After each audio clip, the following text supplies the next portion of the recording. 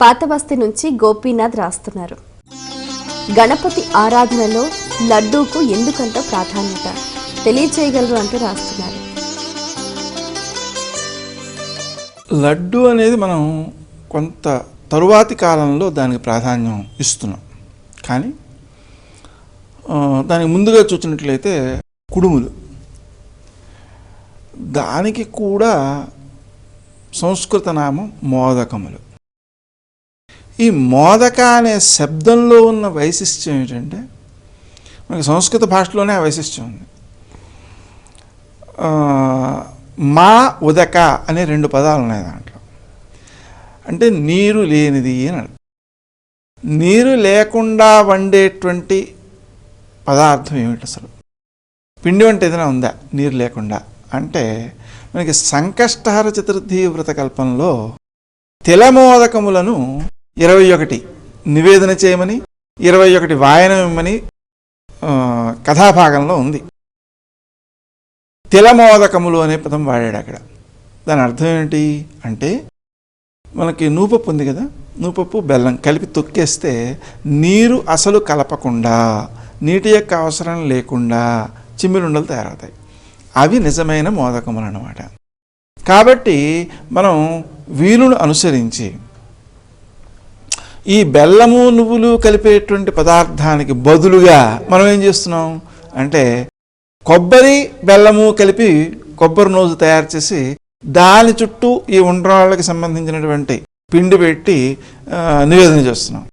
కానీ వీటన్నిటికంటే కూడా ఆ నువ్వులు బెల్లము కలిపిన పదార్థాన్ని, చిమ్మిలిని మనం నివేదన చేసినట్లయితే ఇంకా విశిష్టంగా ఉంటుంది. ఎందుకంటే తిలమోదక అనే శబ్దానికి బాగా సార్థకమవుతుంది అన్నమాట.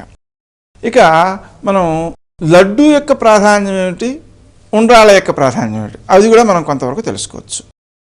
ఉదాహరణకి ఈ ఉండ్రాళ్ళల్లో బియ్యపు రవ్వ మరియు శనగపప్పు 2 వాడతాం. బియ్యపు రవ్వకు అధిపతి చంద్రుడు, శనగపప్పుకు అధిపతి గురువు. ఈ గురువు బృహస్పతి అన్నమాట. అంటే ఈ శనగపప్పులో గురువులకు సంబంధించిన వైశిష్ట్యం ఉంది చాలా. ఈ మధ్యకాలంలో పేపర్లో వచ్చింది ఏమనంటే, మొక్క వచ్చినటువంటి శనగలు తింటుంటే షుగర్ వ్యాధి కంట్రోల్ అవుతుంది అని. తాత్పర్యం ఏంటి అంటే, షుగర్ వ్యాధికి అధిపతి గురుడు. ఆ గురుడికి సంబంధించిన పదార్థమే శనగలు, అంటే షుగర్ని కంట్రోల్ చేస్తుంది. అలాగా ఈ శనగపప్పు అనేటువంటిది ఏం చేస్తుంది, గురునికి సంబంధించింది కావడం వలన గురుని యొక్క సన్నిధిలో చంద్రుని యొక్క ప్రవర్తన చాలా బాగుంటుంది. తారాశశాంకం అనే కథ ఉంది కదా, దాంట్లో గురువుగారు ఊళ్ళో లేనప్పుడు ఈ చంద్రుడి సంచలనమైన వ్యక్తిగా మనకు కనిపిస్తాడు. గురు దృష్టి పడినంతసేపు చాలా వివేకంతో కూడి ఉంటాడు అన్నట్టు. కాబట్టి ఈ గురుడికి సంబంధించినటువంటి శనగపప్పు కలిపి మనం ఉండ్రాళ్ళు తయారు చేస్తే, చంద్రుడికి సంబంధించింది మనసు, ఆలోచన అన్నమాట. ఆలోచనలో గురునికి సంబంధించిన వివేకం ప్రవేశిస్తే అది విద్యను సద్వినియోగం చేసేలాగా, జనాలకు పనికొచ్చేలాగా మనం రూపొందించే అవకాశం ఏర్పడుతుంది. ఎందుకంటే కత్తి ఉందనుకోండి, కత్తిని ఒకరిని పొడవడానికి వాడచ్చు, మంచి పనికి వాడచ్చు. మంచి పనికి వాడాలి అంటే జ్ఞానం కావాలి. మనకు వర్తమాన కాలంలో ఈ సద్వినియోగం అంటే జ్ఞానము సద్వినియోగం కాకపోవడం అనేదే గ్లోబల్ వార్మింగ్ ఒక కారణమయ్యి ప్రపంచం మొత్తాన్ని సమూలంగా నాశనం చేసేటువంటి చివరి అంచుకు తీసుకొచ్చేసింది. ఏమిటి తీసుకొచ్చింది? విద్య. అంటే చదువుకున్న వాళ్ళే చేస్తున్నారు ఈ పనులన్నీ, చదువుకొని రైతులు చేయట్లేదు. అంటే తాత్పర్యం ఏంటి? ఆ విద్య దుర్వినియోగం కావడం అనేది జరుగుతుంది. ఈ దుర్వినియోగం కాకుండా ఉండాలి అంటే ఏం కావాలి? గణపతి యొక్క అనుగ్రహం కావాలి, వివేకం పనిచేయాలి.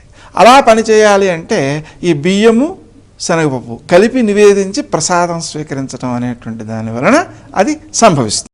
నివేదించకుండా కూడా ఈ శనగపప్పులో జ్ఞానం ఉంది, చంద్రుడికి సంబంధించినటువంటి బియ్యంలో మనసు ఉంది, ఆలోచన ఉంది కదా. అంటే ఈ ఆలోచన జ్ఞానము ఈ రెండిటితో పాటు, అంటే విద్య వివేకము, ఈ రెండిటితో పాటు గణపతికి నివేదించడం ద్వారా కొత్త వైశిష్ట్యం ఒకటి వస్తుంది. అదేంటంటే వినయం. ఎందుకని కుమారస్వామి అన్నాడు, గణపతి అన్నాడు. మరి వాళ్ళిద్దరికీ తేడా ఏమిటి అంటే కుమారస్వామి జ్ఞానవంతుడే, ఆయన కూడా ప్రజ్ఞ ఉంది, విద్య కుశలుడే, ఆయన తలుచుకుంటే విద్య వస్తుంది. కానీ ఆయనకంటే విశిష్టంగా ఉన్నటువంటిది వినయం కూడా. అందువలన ఈ వినయం అనేది లేని పక్షంలో విద్య రాణించదు, ప్రయోజనకారి కాదు.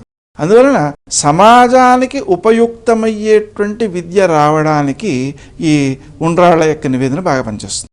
ఇంకా శనగ పిండితో తయారు చేసేటువంటి ఏ లడ్డు ఉందో ఆ లడ్డూలో కూడా ఉన్నది ఏమిటి అంటే శనగపే కదా, అంటే గురుడికి సంబంధించిందే కదా. కాబట్టి గురుడు బృహస్పతి బుద్ధి కుశలుడు కాబట్టి ఆ బుద్ధి కుశలత మనకు గణపతి ఇవ్వడం కోసం అని చెప్పి దాన్ని నివేదించడం కూడా పనిచేస్తుంది. కాబట్టి ఈ పదార్థాలన్నిటిలోనూ కూడా ఒక తాత్వికత ఉంది. అన్నిటికంటే ముఖ్యంగా ఈ తెలమోదకములు అని చెప్పాను కదా, దాంట్లో ఏం వాడతాం అంటే నువ్వులు మరియు బెల్లం వాడతాం. ఈ రెండిటి యొక్క కలయికలో ఏమవుతుందంటే శరీరం మొత్తము శక్తివంతమవుతుంది. అంతకు మించి శరీరంలో ఉండేటువంటి అవసరం లేని పదార్థములను బయటికి గెంటి వేసేటువంటి ఒక శక్తి అంటే నువ్వుల చిమ్మెలు రోజు తింటుంటే ఎముకల గట్టి పెరుగుతుంది, ప్రత్యేకించి శరీరంలో మాలిన్యాలన్నీ పోతాయి, అవసరం లేనటువంటి పదార్థాలు ఉండవు. తద్వారా వ్యక్తి చురుకుగా కుశల శక్తితో ఉంటాడు. కాబట్టి ఈ మొత్తము నివేదించేటువంటి పదార్థములు అన్నిటిలోనూ కూడా మనకి ఏముంది అంటే శక్తి ఉంది, అలాగే ఎముకల యొక్క శక్తి ఉంది, మనసుకి సంబంధించిన వివేక శక్తి ఉంది, నివేదన ద్వారా ప్రసాదంగా వినయశక్తి. ఇన్ని విశేషాలు ఆయనకు నివేదించే పదార్థాలలో ఉన్నాయి. ఇక కొబ్బరి నోజు పెడుతుంటారు కదా, దాంట్లో కూడా చంద్రుడికి సంబంధించినదేమో కొబ్బరి, కుజుడికి సంబంధించినది బెల్లం కావడం వల్ల ఉత్సాహశక్తికేమో బెల్లం సంకేతం కుజుడికి సంబంధించింది, అలాగే ఆలోచనా శక్తికేమో కొబ్బరి సంకేతం. కాబట్టి ఆలోచన ఉత్సాహము పెరుగుతాయి ఏది దాన్ని నివేదించి ప్రసాదంగా స్వీకరించడం. అయితే ఇప్పుడు కళల్లో చాలా మంది కూడా లడ్డు వేలం వేయటము, ఆ ప్రసాదాన్ని స్వీకరించటం చాలా ప్రాధాన్యతనిస్తున్నారు కదండి, అంతలోని ఆంతర్యం. నిజానికి ఆధునిక కాలంలో కొత్త కొత్త ఆలోచనలు అంతే ఇవి. అక్కడ వేలం వేయడం వల్ల దాంట్లో వచ్చే శక్తి ఏమీ లేదు. ఆ వేలం వేగా వచ్చిన డబ్బుని సద్వినియోగం చేస్తున్నారు, ఏదో అనాథలకు పంచుతున్నారు, లేకపోతే విద్యాలయాలకు పంచుతున్నారు, అలా ప్రయోజనాత్మకంగా వాడుతున్నారు అంటే మంచిదే, తప్పేం కాదు అది. కానీ దానికంటూ ఆధ్యాత్మికమైన వైశిష్ట్యం కాదు అది.